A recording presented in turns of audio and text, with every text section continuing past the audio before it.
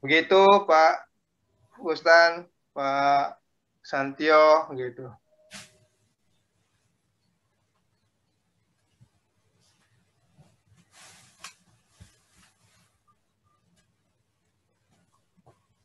Selama ini gimana Pak Gustan, ini hasil apa?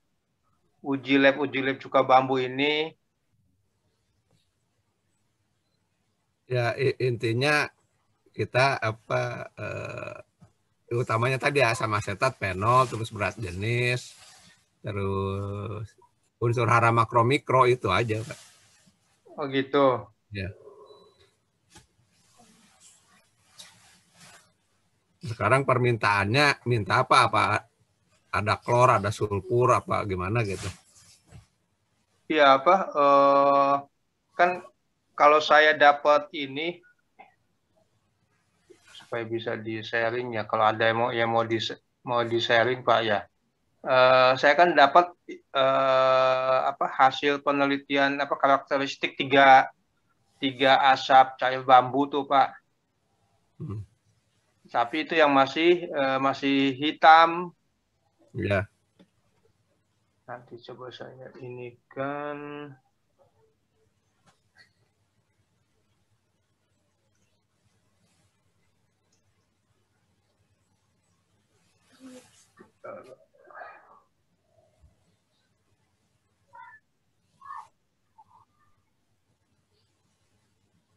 Itu supaya apa? Supaya itu jadi ini bahan disinfektan itu apa cukup dengan dicampur air aja atau gimana ya Pak Gustan ya? Disinfektan untuk di luar ruangan. Iya, untuk di chamber, untuk ya ini itu kan aman kan ya buat buat apa? Buat kulit, buat tubuh ataupun untuk kena makanan ya. Ya yang amannya sih memang disuling. Terus supaya kalau yang di luar dulu, yang di luar yang crude nggak masalah. Cuman untuk ngilangin baunya bisa pakai karbol. Ke parfum ya. Halo Ibu Ditri itu. Ya.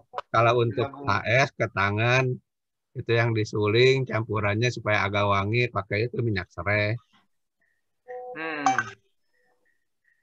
Halo Ibu, selamat malam Bu. Malam Pak. Iya. Ini ditunggu tadi. Iya, mohon maaf tadi ada ini. Ya. Nah ini sudah ada Pak Profesor Gustan Ibu. Halo Profesor. Kemudian Pak Santio. Pak Santio. Ini ahli cuka kayu tuh ke depan dia penerusnya. Iya. Alhamdulillah. Senang bisa bertemu dengan orang-orang hebat. Ya tadi lanjut apa kalau dia jadi disinfektan itu dan supaya wangi memang dikasih apa pewangi ya Pak ya, kayak serai wangi kayak gitu ya. Terus kemudian komposisinya tuh Pak yang belum apa kita belum tahu tuh 1 banding berapa itu komposisinya. Iya. Ya 3% aja cukup. 3%. Jadi apa 3 cuka bambu disambut dengan 100 air bersih ya. Iya. Itu udah jadi disinfektan ya, Pak ya. Iya. Oh, oke. Terus kalau apa dijadikan hand sanitizer ada campurannya lagi, Pak. Itu supaya wangi, bau itu pakai campuran minyak serai wangi. Iya. Udah cuman itu aja. Kalau ini buat apa? Buat hand sanitizer, Pak. Iya, itunya 2-3% serai wangi, terus pakai alkohol. Tetap dikasih alkohol, Pak ya? Iya, pakai tetap. Oh, itu disinfektan ya. 70%. Alkohol yang 70% ya. Cuka bambunya tadi berapa, Pak? 100%? Enggak, 2-3% juga cukup. Oh, 2-3%. Oh, I see. Cuka bambunya yang udah disuling, yang udah jadi bening itu Pak ya? Ya, udah disuling. Ya? Yang bening ya? Yang hitam ya? Iya. Oh, bening ya. Yang hitam atau yang coklat gitu. Itu efektivitasnya berapa lama, Pak? Kalau dikasih itu serai, cuka bambu dan alkohol? Ya lama, efek. Bisa 12 jam atau 1 hari? Bisa 12 jam. Oh, bisa 12 jam ya. Oke, Kan disinfektan. baunya nempelnya agak kuat gitu. Ini memang cuka bambunya, baunya ini ya, yang masih apa kayak Asapnya, bau asapnya. ya bau kayak bau kebakar gitu ya, gitu. Itu yang ini. Saya sapi Bu ya. Kalau kita bikin itu. Kalau yang senang apa ikan asap ya, nggak Ya, masalah. iya, kayak kita lagi makan ikan asap atau apa yang diasap-asap.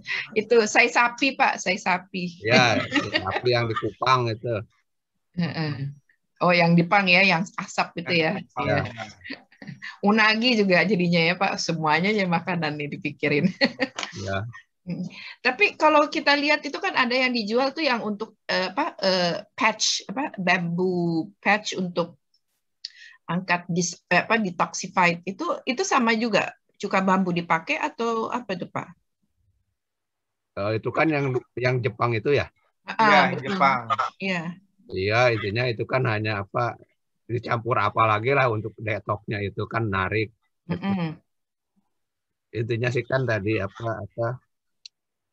bisa kaki itu direndamin di air di cuka kayu yang panas juga yang hangat bisa itu. Oh, gitu. Berapa lama, Pak? Ya yang bisa sejam gitu lah. Tapi itu intinya itu kalau produk yang ditempel di Jepang tuh saya juga nggak tahu campurannya apa. Tapi intinya untuk menetralisir absorb itulah. Oke, jadi kalau misalnya dengan air cuka bambu yang 2% dengan alkohol sama air panas itu air hangat suam-suam kuku ya? Nggak usah pakai alkohol itu mah. Oh, nggak usah pakai alkohol. Itu bisa air panas aja. Kita rendamkan aja udah cukup ya Pak ya? Nah, bisa dicoba lah dulu. Iya, ini makanya saya mencatat pengen dicoba gitu Pak. Sebelum saya ini. Jadi kalau detox itu 3% lagi ya cuka bambu. Terus airnya berapa persen Pak? Ya sama tadi kan 3% kan 100 mili gitu ya. 3 mili per 100 mili jadi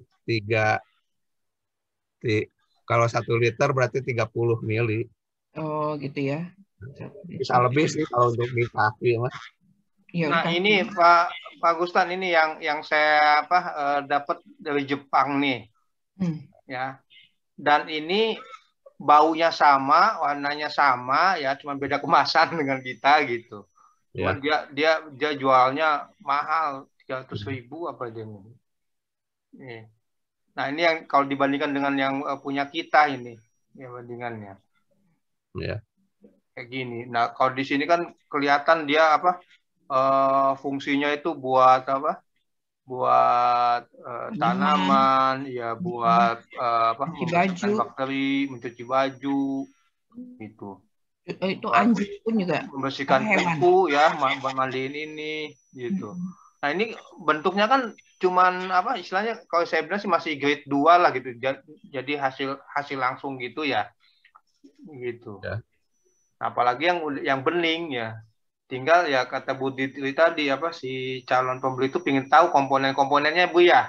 Iya. Hasil uji labnya ya. Gitu. Iya itu yang lagi ditanya gitu. Misalnya terdiri dari berapa? Kan kalau Pak Koda sudah ngasih, cuman saya baca tuh saya bingung juga karena kan saya nggak tahu ini bambu yang dipakai yang mana kan itu ada beberapa.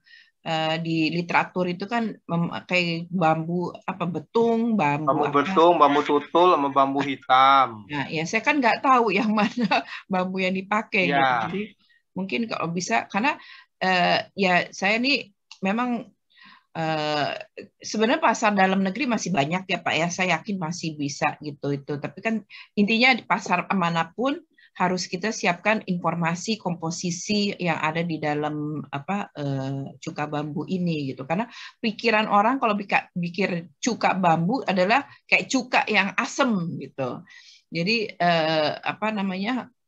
ini yang harus kita buat satu narasi juga di labeling itu nanti Pak Kodas gitu bahwa ini fungsinya seperti ini kegunaannya udah apa, rasanya seperti apa, kita kan harus tulis itu semua Pak. Gitu.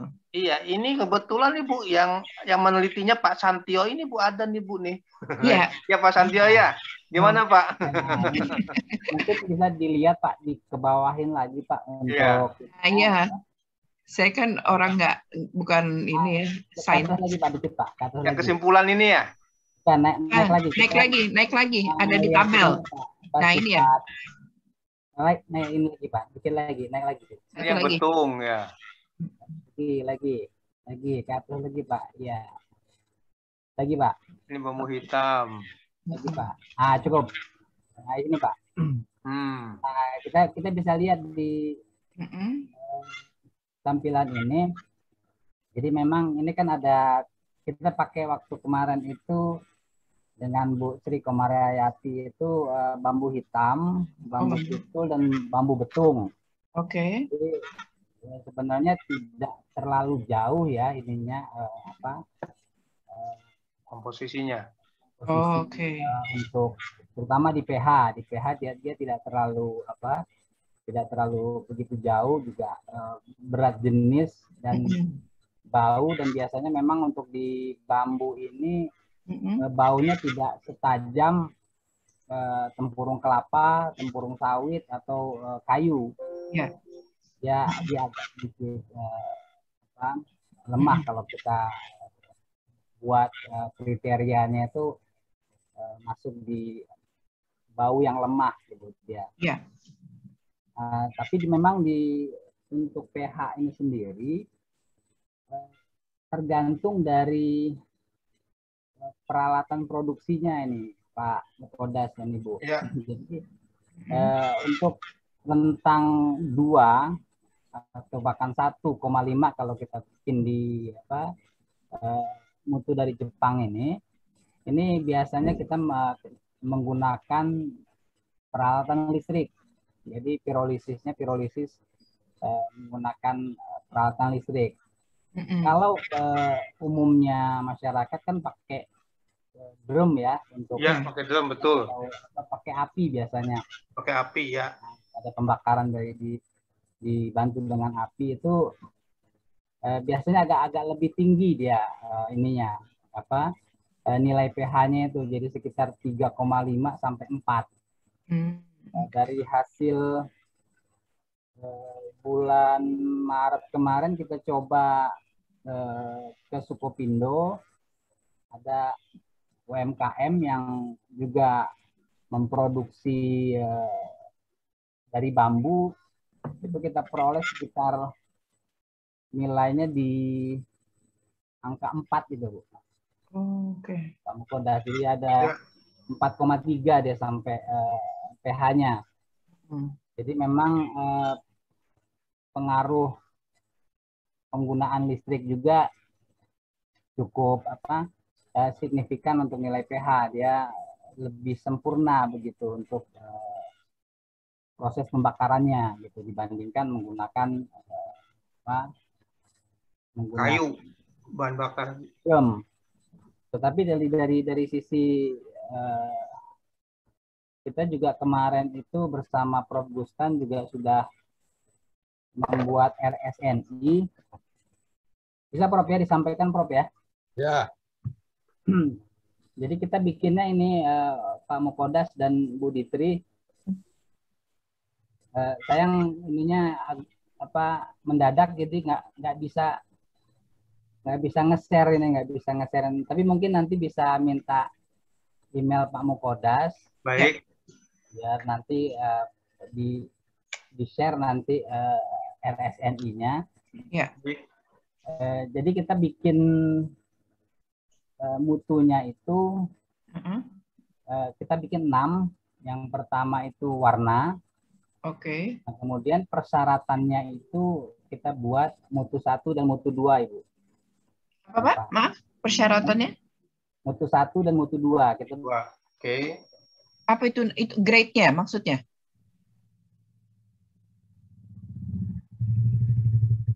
Halo? Halo? Ya mungkin sama dengan grade ya Ibu. Grade ya, oke. Ya. Mati Pak Satio. Halo Pak Satio. Sinyalnya lagi nggak bagus kali ini. Di Bandung ya?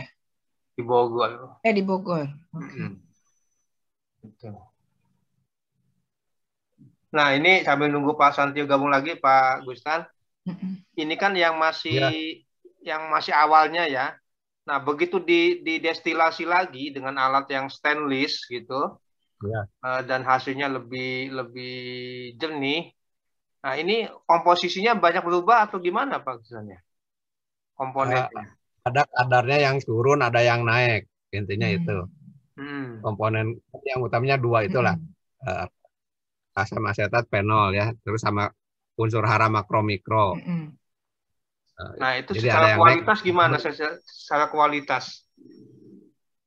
Secara kualitas ya, tadi tergantung kegunaan mau diarahkan kemana sebenarnya. Ya.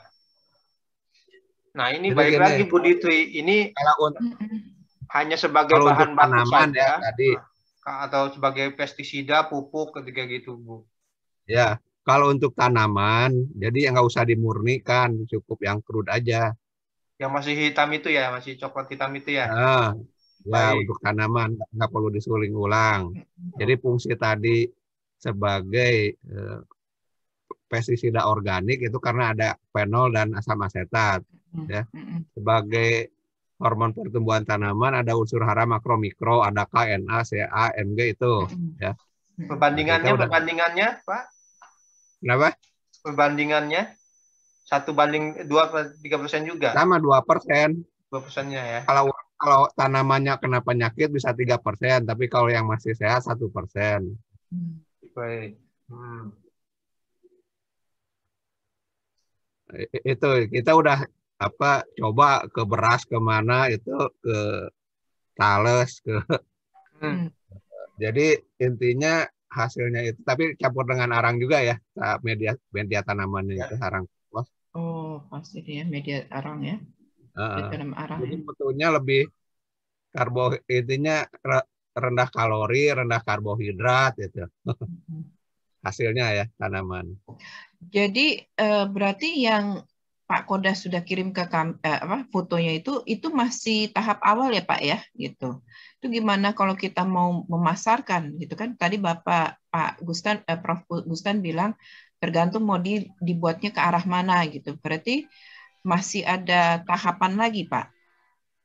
Ya itu yang tadi untuk ke pertanian, ke tanaman nggak usah didestilasi. Tapi kalau untuk tadi ke HS terus ke sampo, termasuk sabun lah itu nanti Bapak Prof. Itu yang harus disuling. Pak Kodas ini putus tadi. Ya, nggak apa-apa Pak Santio. Apa dilanjut Prof tadi Prof?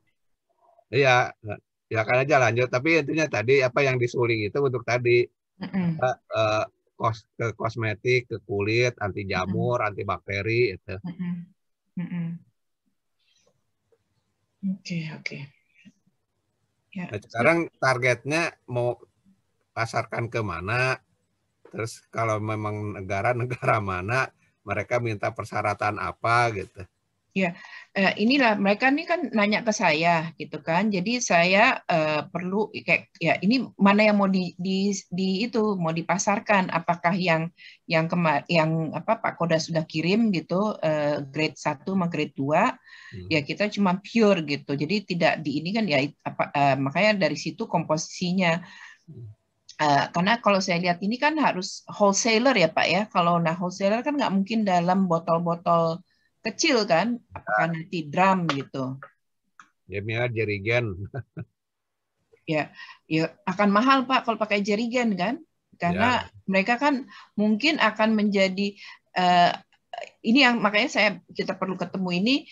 Itu kan jadinya komponen dari mereka buat produk misalnya disinfektan misalnya, kecuali kita yang sudah membuat produk akhir. Nah, apakah dari Prof Gustan dengan Pak Santio itu akan ada produk yang udah jadi gitu Pak? Itu yang jadi saya juga bingung atau ya perlu mengetahui lagi gitu. Apakah hanya sampai stop di sini? Karena kan namanya juga pasar hanya tahu misalnya ya kayak bolpen, ya udah ini bolpen ini ukuran sekian dan sekian ini.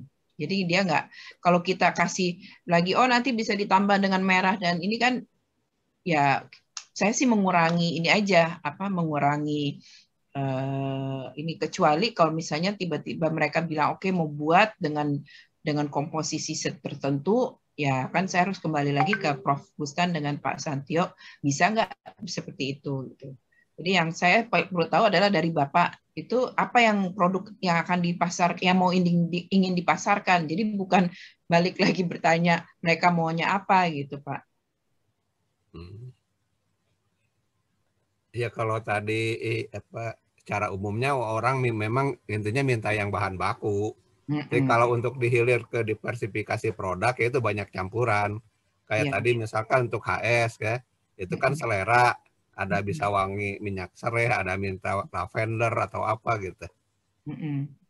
Itu kan by product yang untuk consumer ya Pak ya gitu. Itu mungkin ya apakah timnya Bapak sudah punya persiapan untuk nanti dibuat dalam botol-botol kecil, jadi kayak disinfektan ya botol kecil yang untuk dibawa ke bawah atau botol besar untuk ini yang dalam bulk gitu kan. Saya itu gimana dengan Pak Bustan dan Pak Santio gitu.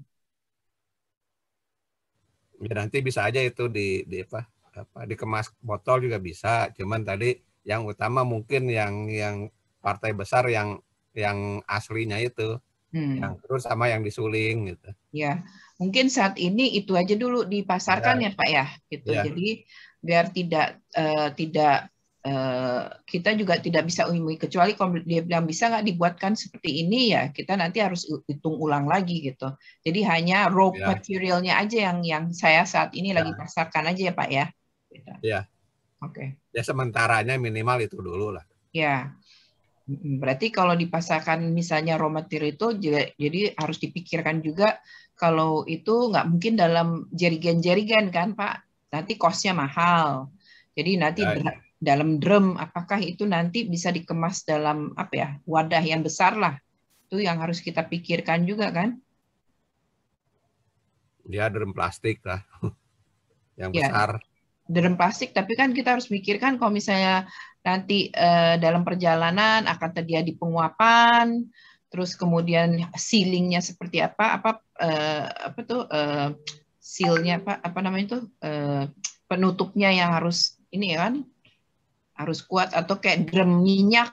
Jadi begitu diisi langsung kayak bukan disolder, kayak di clamp gitu kan. Jadi misalnya terjadi goncangan di mana di laut ya tidak akan itu ada persoalan, nggak ada yang tumpah, nggak ada yang rusak, ya paling si drumnya aja yang agak lecet gitu Pak.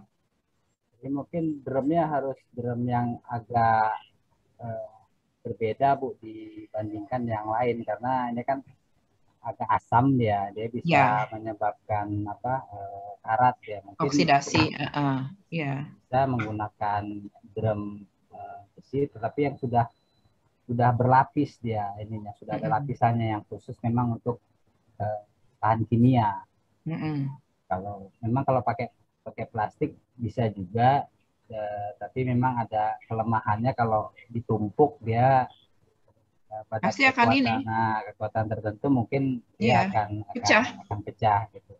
Ya bisa juga pakai drum, tetapi drumnya itu bukan drum yang biasa dijual di pasaran gitu. Jadi khawatir dalam perjalanan terjadi pengkaratan itu tadi. Iya Pak. Berarti produksinya itu perlu saya ketahui juga kan, berapa lama untuk mencapai saat ini maksimum produksi, bagaimana sebulan bisa berapa? Kan itu akan menjadi pertanyaan-pertanyaan dari pembeli di luar negeri gitu. Bisa placing order berapa lama, terus nanti bisa mengisi satu kontainer itu memuat berapa ini yang saya perlu bantuan data-data dari bapak-bapak gitu. Nah, itu kan nanti terkait dengan harga dan nanti di luar ongkos kirim gitu. Ya, ini yang selama ini saya lakukan. Jadi dikemas 1 liter kayak gini ya. Pakai jerigen. Ini yang grade 1 yang warnanya udah bening, ini yang grade 2 yang apa Mas ini. Kalau kapasitas sih untuk saat ini kita bisa menghasilkan 200 liter satu harinya, Bu. Cuma memang tempatnya tidak terpusat di satu titik. Karena saya kan ada binaan-binaan gitu. Jadi tapi itu kalau sampai dibutuhkan bangsa 500 atau sampai 1000 liter pun insya Allah sanggup, Bu. Gitu. Ya, tetap kan harus ada ini Pak, berapa lama ininya, kita berkaitan dengan pembeli dan mereka. Ya itu satu harinya tuh bisa 1000 liter pun bisa satu harinya itu, Bu. 1000 liter ya? Iya, satu hari itu iya. Yang penting kita tuh ada kepastian PO-nya. Nah itu insya Allah bisa kita ini, karena ya yang selama ini coba kita lakukan tidak sulit gitu. Jadi tinggal menggandakan alatnya, dan alatnya juga tidak sulit gitu buat diinikan gitu. Kecuali alat yang dijadikan ini jadi grade 1 yang bening kayak gitu. Ini ya sebetulnya bukan sulit, cuma butuh modal saja. Karena lumayan untuk membuat alat destilasi yang dari stainless itu gitu. Begitu ya Pak Santio atau Pak Gustan, kalau saya ada salah minta dikoreksinya Pak. Gitu. Ya kalau untuk produksi sih betul apa yang disampaikan oleh Pak Mukodas. Jadi tergantung permintaan dari luar itu berapa banyak gitu. Jadi tinggal kalau misalnya alat pirolisis atau karbonisasinya tinggal digandakan. Kalau kita misalnya pakai katakanlah drum, bisa digandakan sampai berapa kali lipatnya begitu. Seperti halnya pembuatan briket arang dari tempurung itu bahkan bisa mereka bikin puluhan drum itu sekali produksi begitu. Jadi tinggal bagaimana PO-nya yang disampaikan Pak Mukodas tadi, tinggal digandakan jumlah ininya. Ya. Itu, Bu. Ya itu kan tadi kembali lagi tadi Pak Kodas bilang masalah bisa mampu, tapi kan keterkaitannya adalah di meningkatkan peralatan gitu. Jadi kan ini chicken and egg lagi nih kan gitu. Nanti kalau kayak ini kita produk yang sebelumnya tuh Pak Kodas gitu. Lupa. Nah kan bisa tapi pas kita ini berapa lama, ternyata 6 bulan, itu 6 bulan juga ini. Jadi saya perlu data fix seperti ini. Jadi bukan berapa mereka minta, tapi misalnya mereka sekarang misalnya harga, ini kan kaitannya ke harga juga kan Pak gitu. Yang harga misalnya kalau pakai drum berapa gitu, terus berapa lama dan ini.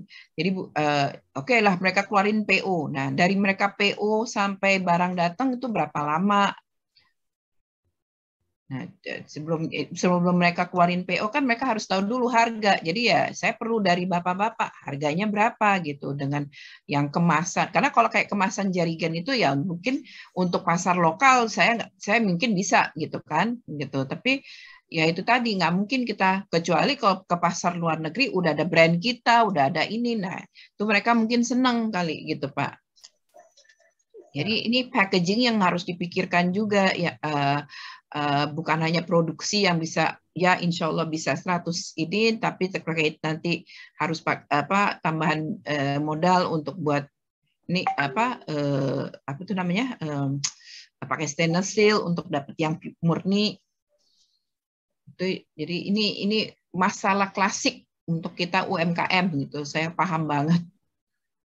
Kalau kita dengan ini kayak factory ya, manufacturing ya itu udah enak Pak ya, kita udah tahu dia udah biasa ini itu udah, saya nggak akan arah ke sana, tapi bagaimana kita mensiasati dengan kita UMKM ini gitu. Atau enggak ya saya hanya buka pasar dalam negeri. Nah kalau dalam negeri berarti ya kan tidak terlalu riwa ya, maksudnya bisa pakai drum, bisa pakai jerigen. Nah, tinggal harga aja gitu Pak yang disampaikan. Ya, ini salah satu apa link kita dalam pembuatan ini cuka bambunya nih.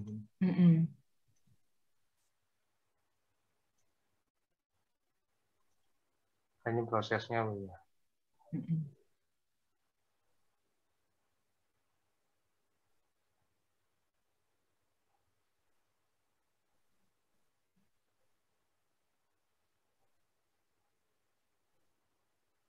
Ini yang disampaikan Pak Sulistyo tadi apa?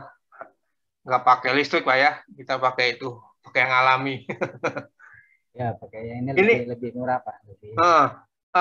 Kalau secara kualitas dibandingkan dengan yang listrik, itu bagusan mana ya? Ya, kalau dari beberapa kajian kita, dari listrik Pak, yang ini Pak. Yang lebih bagus. Yang lebih bagus karena dia lebih sempurna proses pembakarannya itu lebih merata di dalam reaktornya itu dibandingkan menggunakan api. Ya. Pakai drum itu kadang-kadang ada bagian-bagian yang kadang masih mentah, belum jadi arang gitu. Cuma memang kembali lagi ke ya modal dan biaya produksi tentunya yang jadi kendala di UMKM yang umumnya mampu dikerjakan itu ya hanya memanfaatkan tungku kubah dan drum saja. Kalau harus menggunakan listrik atau stainless itu memang jatuhnya nanti ke perusahaan yang tentunya dia orientasinya bisa ekspor gitu. Kalau UMKM memang terus terang agak berat kalau saya lihat ya untuk sampai ke ekspor, walaupun mungkin saja bisa istilahnya ada pengepulnya, kemudian distilasi ulang dalam jumlah yang besar bisa saja dilakukan. Tapi mungkin agak perlu waktu ya untuk ke sana. Memang pasar yang di dalam negeri saja sebenarnya masih terbuka lebar begitu. Itu Pak, kalau yang pakai listrik itu maksudnya yang tadi bambu utuhnya itu, bambu batangnya, daunnya itu di ininya pakai listrik gitu ya, yang di Jepang itu. Atau sesudah itu apa di destilasinya pakai listrik atau gimana? Pirolisis awal karbonisasinya Pak. Karbonisasi awal itu sudah masuk di dalam, jadi bahan mentahnya itu sudah masuk ke dalam reaktor dan dari proses awal sampai akhir itu menggunakan listrik sampai terbentuk ya. Yang terbentuknya memang tetap asap cair crude dan arang. Nah, memang untuk jadi dia kayak di oven gitu ya?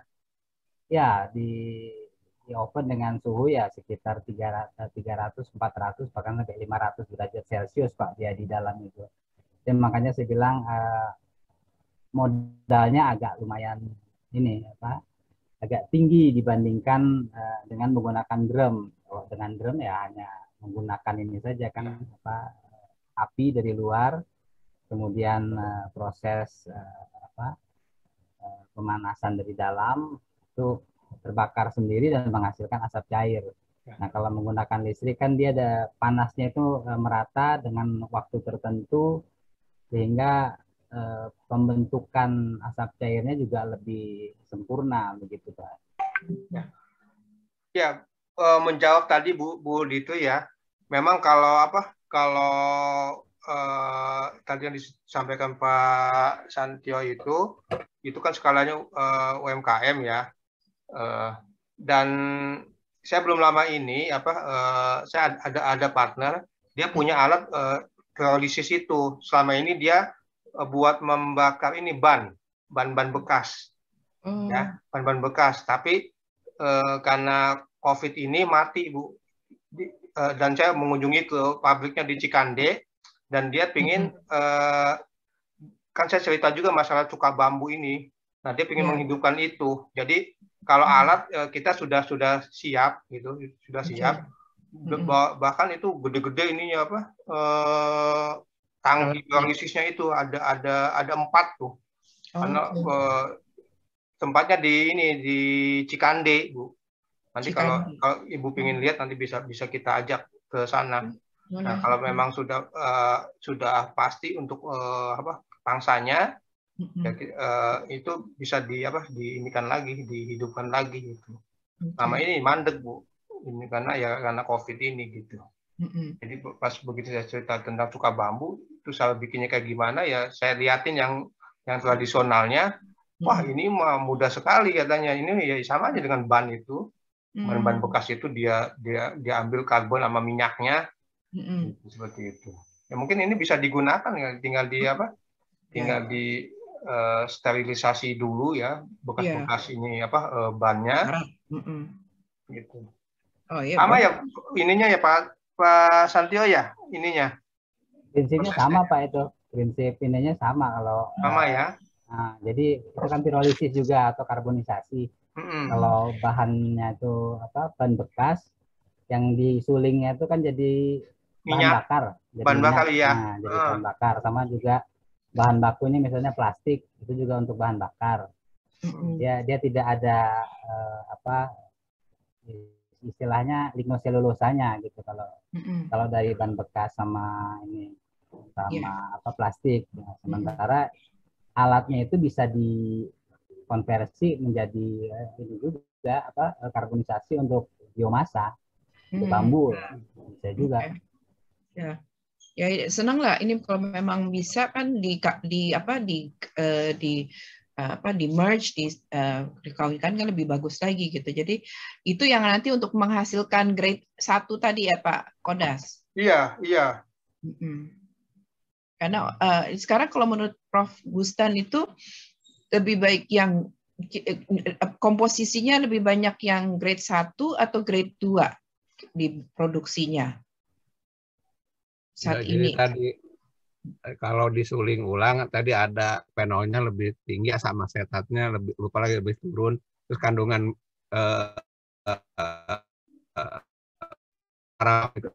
yang itu tergantung tadi perubahan baku juga. Jadi ini ada yang turun ya di komponen usaha makromikro. Tapi tadi kalau di Jepang itu memang koleksi, dia pakai tungku banyak kan. Nanti ada yang keliling panglong arang, hasilnya cair, terus dikirim ke pengolahan gitu. UMKM-nya menyeluruh mereka, itu sudah tertata bagus. Nah, di kita kembali tadi jaminan bahan baku yang dikatakan Ibu itu betul. Pastian jumlah sekian bulan gitu kan, dengan tadi minimal kalau tadi jaminan yang 10 apa 20 drum bahan bakunya hari ada, itu memang paling krusial di situ memang. Nah, mungkin sebulan bisa lancar ya, tapi bulan-bulan berikutnya dengan harus disertai nanam bambu gitu masalahnya juga, baru bisa continue produk itu. Mungkin sekarang tak kuat 6 bulan, kesananya pasti tak bisa tuh bahan baku gitu. Ya itu Pak Kodas lah yang harus ini kan. Iya, itu kita sudah bikin ekosistemnya Pak. Jadi perlu disurvei. Ya. Jadi kita mau bikin kebunan bambunya, kemudian kita sudah petakan raw materialnya ya. Jadi untuk sementara kita memanfaatkan bambu-bambu existing, dan sambil itu kita menanam ya. Jadi sudah kita petakan semua, dan insya Allah itu sudah siap semua gitu. Makanya dengan adanya Buditri ini ada peluang potensi buat memasarkan salah satu produknya itu cuka bambu. Ini masuk dalam ekosistem kita jadinya. Jadi jadi satu gitu. Ya. Karena ya gitu Bu, kalau kita beli bambu itu nggak bisa milih bagian bawahnya doang, bagian tengahnya doang, atau beli daunnya doang. Kita beli bambu itu utuh, apa satu batang utuh yang panjangnya tuh bisa, kalau bambu betung tuh bisa 20 meteran, Bu. Iya. Nah, sedangkan apa kalau kita cuma 1-2 produk saja ya banyak yang kebuangnya gitu. Makanya ekosistem ini yang kita buat. Kalau bambu betung itu bagian bawahnya itu bisa buat bambu laminasi, bagian tengahnya buat konstruksi, ya bagian atasnya itu buat dijadiin cuka bambu sama daun-daunnya, rantingnya. Seperti itu, Bu, gitu. Jadi insya Allah yang Oh ya, tadi itu live. disampaikan Pak, Iya, terima nanti kasih kita Pak. bisa ada semua. Iya, itu saya tanya, ada lifespan-nya nggak itu Pak, cuka bambu itu? Apa itu kadaluarsa, sorry. Oh, kadaluarsanya. Oh, gimana tuh Pak? Lama itu buat masih bisa dipakai. Oke, ya. Malah katanya itu semakin semakin ini sama kayak wine gitu. Semakin tua semakin bagus ya, betul nggak Pak Agus Dan? Bahkan kayak bisa jadi kayak bahan peledak malah katanya. Gimana tuh Pak Agus? Ya, yang di Jepang itu jadi di Jepang itu yang tadi dikumpulkan itu dimasukkan bak kayak kolam berenang ya, itu disimpan 6 bulan sampai setahun. Jadi yang agak hitam-hitam tuh yang itu, jadi yang atasnya itu benih kuning. Oh, jernih. jadi akan ada pengendapan juga ya Pak ya? Pengendapan ya. Pengendapan. Nah, yang termengendapnya kalau dia dibuat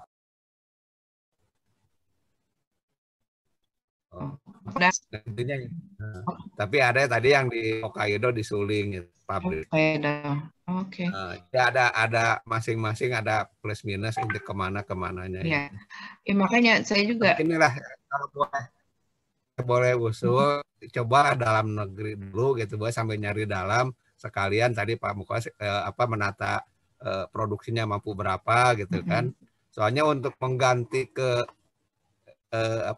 pengganti pupuk kimia, pestisida kimia juga itu di kita banyak penolakan gitu. Iya, betul Pak. Karena itu udah jaringan Pak, udah mafia. Nah, ya itulah. Itu udah mainannya orang Deptan Pak untuk ya, udah 50 tahun lebih lah. Iya, ekspor. Tapi mereka juga ngakui bahwa berhasil. Iya. Tapi kalau kita ke tadi beras organik, rendah karbohidrat, rendah kalori kan itu untuk marketingnya ya. Di produk hasilnya itu. Makanya ini yang kita harus punya strategi juga Pak untuk nanti hasil akhirnya produk produksi dari cuka bambu ini ya harus ada nama juga sih Pak, nggak bisa main cuka bambu aja, harus ada bambu, karena bambu vinegar kan udah umum kan, cuka bambu juga udah harus ada inilah branding, kita harus punya brand gitu, dimana sehingga tidak waktu nanti dipasarkan ya nggak akan keselip lah gitu kan, nanti misalnya ada dari yang lain nanti justru yang produk dari produk yang lain bilangnya kita punya bagus tapi diklaim yang itu jelek padahal itu bukan produk kita gitu. Jadi harus ada branding juga nih Pak Kodas gitu. Branding terus itu info. Pak Kodas buka mic-nya Pak, nggak kedengeran. Mic-nya unmute. Oh iya. Ini Bu, Pak pabrik yang awalnya dari buat dialisis ban nih. Gede lumayan Bu. Dan tempatnya juga bagus di kawasan industri gitu. Ya ini yang bakal kalau memang udah ini kita bakal hidupkan kembali nih. Gitu. Gede-gede banget nih tangkinya. Kodas. Ya. Pak. Ya. Ini rencananya apakah memang hanya khusus di bambu saja atau bisa untuk limbah yang lain gitu Pak, karena potensi limbah biomasa itu yang lain juga luar biasa banyak gitu Pak.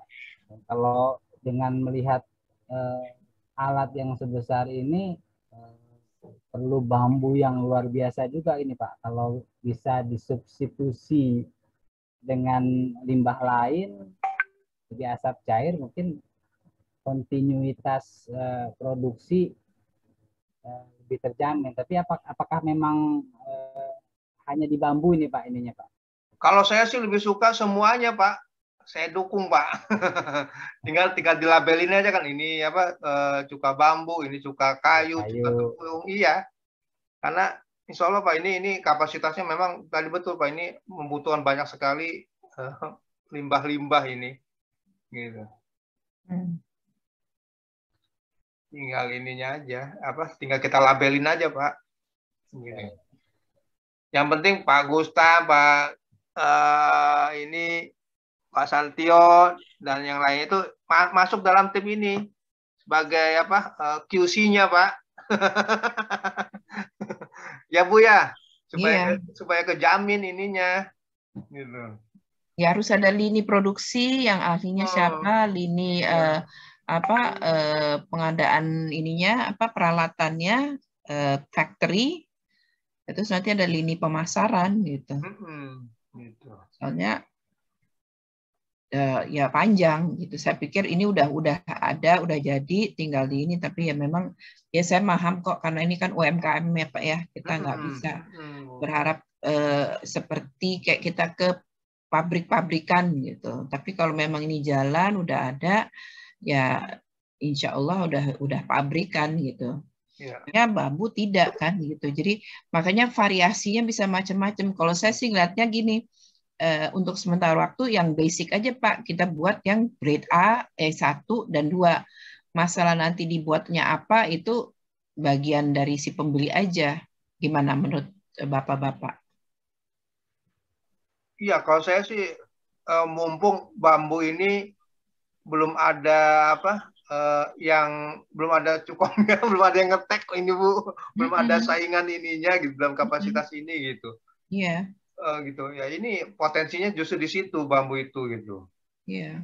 Nggak, maksudnya produksinya gitu loh Pak Kodas, kita ya makanya konsentrasi di yang di grade A, grade 1 dan 2, produk by produk yang lainnya tuh nanti aja tuh, itu nanti boleh. Iya. Gitu.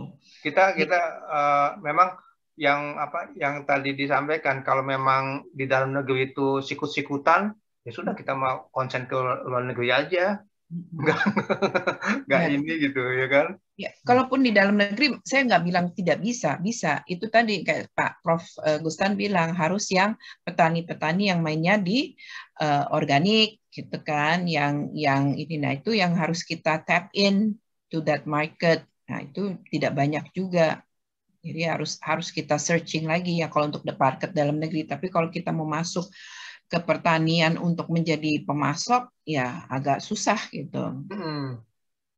Gitu. Atau ya pokoknya skala-skalanya pemerintah agak susah. Ini saya juga ada nanya ke Departemen Pertanian, ternyata bambu itu tidak termasuk dalam Departemen Pertanian, maksudnya ke kehutanan.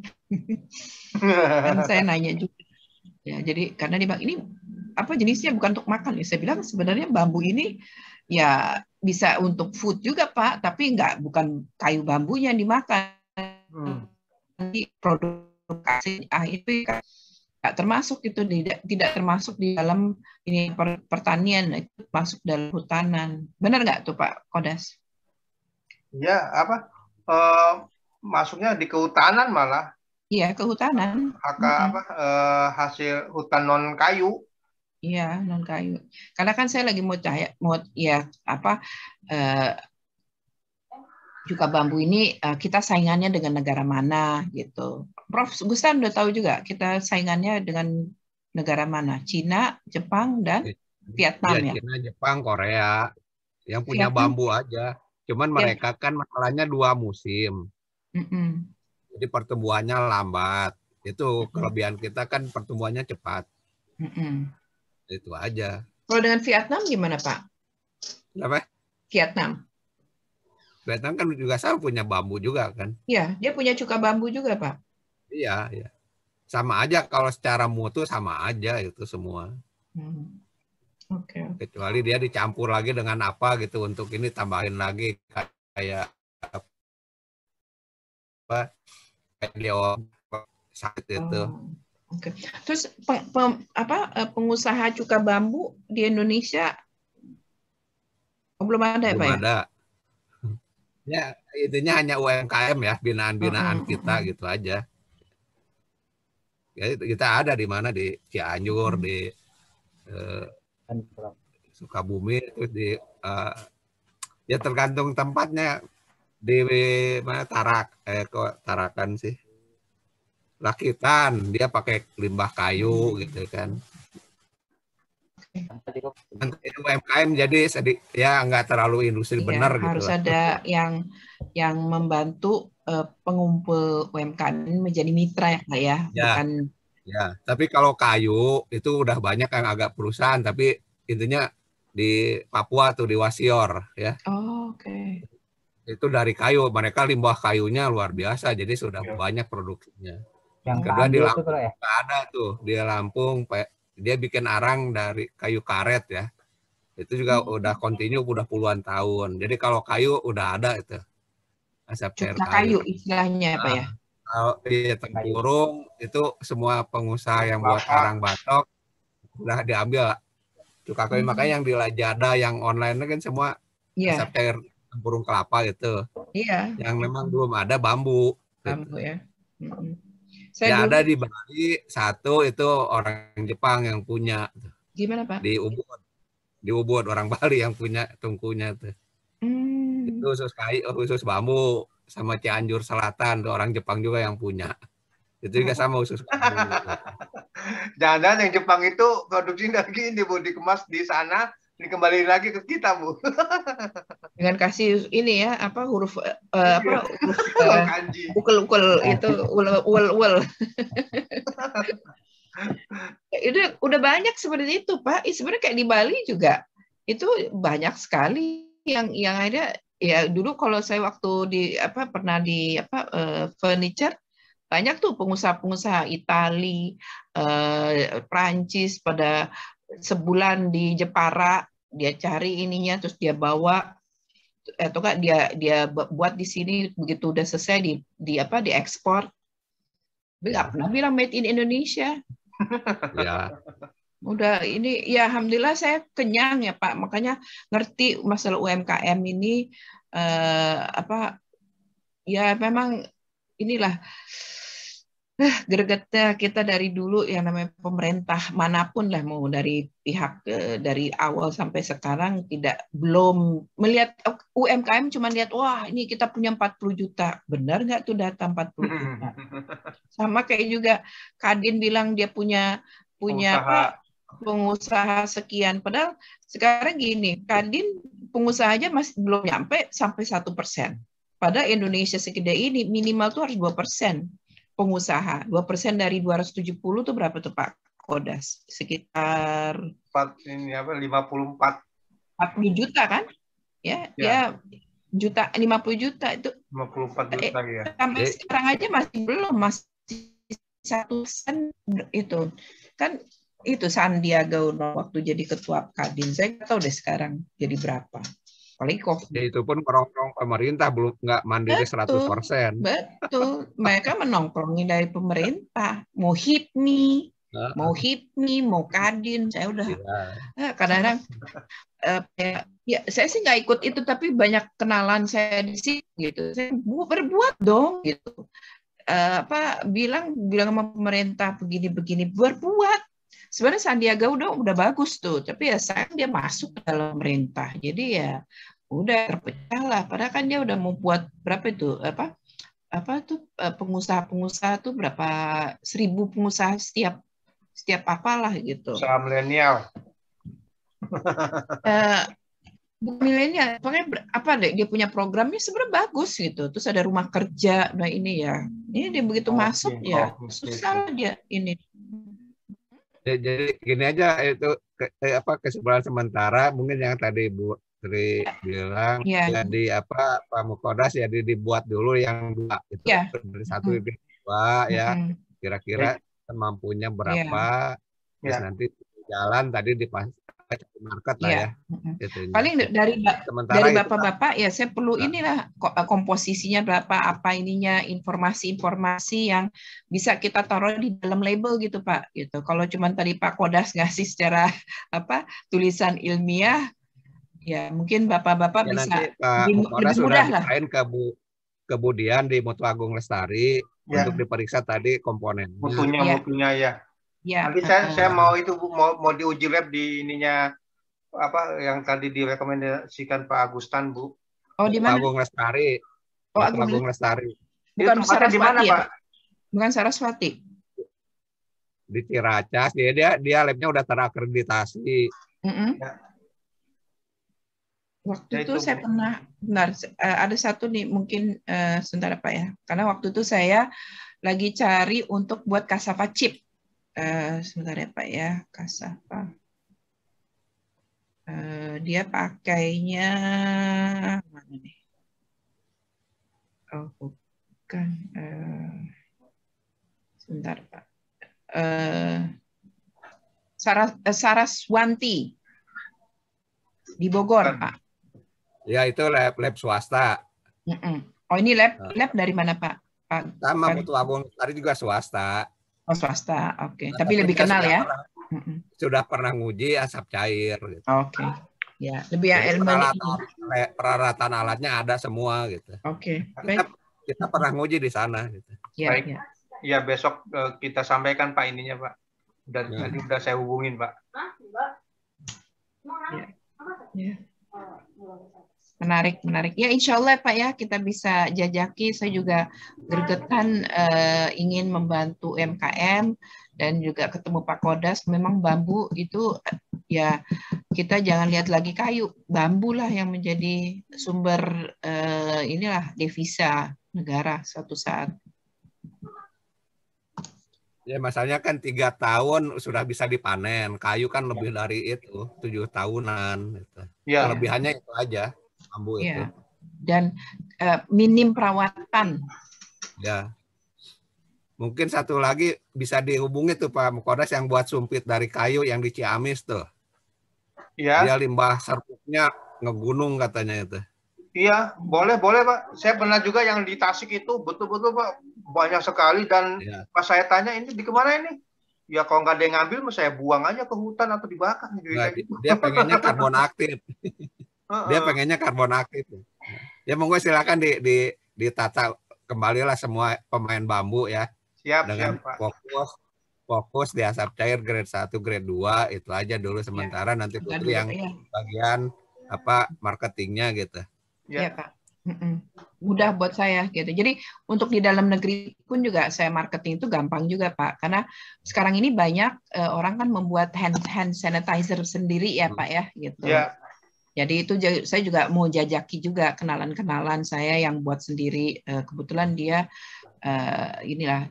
Jadi saya nggak main luar negeri tapi dalam negeri juga saya akan bukakan juga. Kalau HS mungkin tadi bisa bermitra dengan UMKM lain. Jadi intinya gini, memang hasil kemarin penelitian dengan Departemen Kesehatan ya, kita buat HS dengan berbagai tadi konsentrasi. Yang paling bagus memang bambu daripada kayu sama tempurung. Jadi anti jamur, anti bakteri, anti virus. Oh. Nah ini apalagi di saat kayak gini kan kita labeling itu anti ini dengan cara membuat komposisinya. Ya.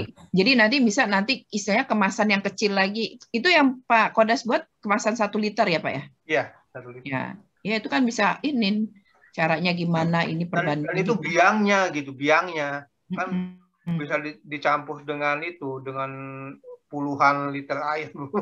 Iya, betul. Ya, oke. Ya, senang sekali bisa bicara, diskusi dan berbagi ilmu ya Pak Gustan dan Pak Santio. Ya, terus untuk masalah harga gini Bu, kan kalau saya jual di lokal itu 40.000 per liternya Bu. Oke. Yang yang grade 2 ya. Kalau yang grade 1-nya 2 kali lipatnya. Oke. Seperti itu. Tinggal ya Ibu riset pasar aja kalau mau ekspor itu biasanya kayak tadi kan Vietnam segini. Cuman kita mesti tahu juga apa ya semacam kualitasnya ya. Kualitasnya tuh berapa kok bisa dijual seperti itu. Yang jelas kalau lokal segitu Bu gitu. Mungkin Pak Gustan atau Pak Santio ada info kalau lokal dijualnya berapa tuh? Kalau saya sih 40 ribuan yang apa yang grade 2-nya, yang grade 1-nya 80. Ya sama, masih segitu sama aja masih, ya. Nah, tuh. Sama. Nggak jauh beda Pak. Ada yang 50 untuk yang crude ya. Ya. 40-50 lah sekitar itu udah ini tuh Pak. Oh. Oke. Iya, itu di luar ongkos. Iya, di luar Bu. Di luar ongkos, di luar kemasan. Pokoknya per liternya aja Bu itu. Oh, pakai kemasan tambah lagi dong? Iya, kemasan tambah lagi. Oh, tanpa kemasan. Okay. Iya. Jadi gimana orang ini kan harus pakai kemasan kan Pak? Iya makanya apa? Maksudnya itu nanti tinggal ditambahkan apa ongkos sama kemasan gitu ininya Bu. Harga apa cairannya saja segitu gitu. Jadi retailnya ini kan baru ini ya istilahnya raw materialnya sekian, ya, retailnya berapa? Iya gitu. Oke.